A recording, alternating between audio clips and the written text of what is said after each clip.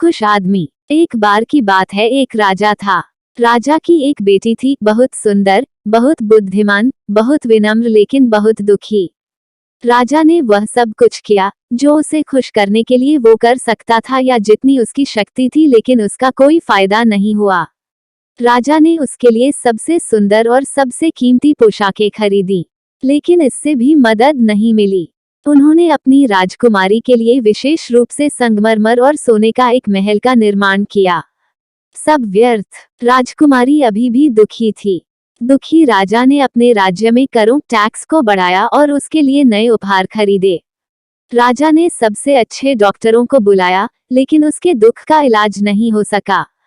आखिरकार राजा ने एक बुद्धिमान व्यक्ति से मिलने का फैसला किया, और बुद्धिमान व्यक्ति ने निम्नलिखित सलाह की पेशकश की। आपकी बेटी को एक खुशहाल आदमी की शर्ट पहननी होगी और ऐसा करने से वह स्वस्थ और खुश हो जाएगी।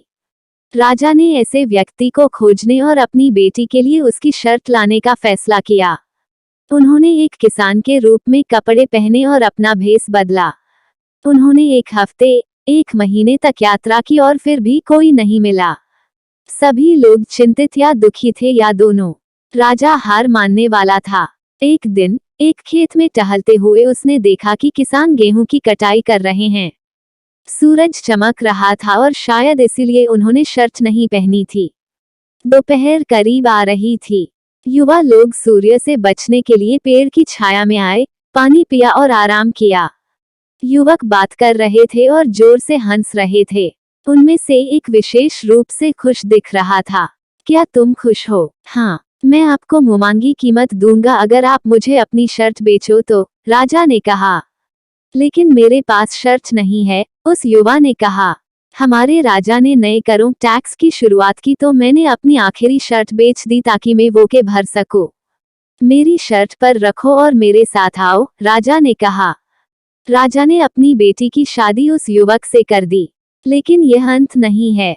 युवा जोड़े के 2 बच्चे हुए, खुशी और आनंद।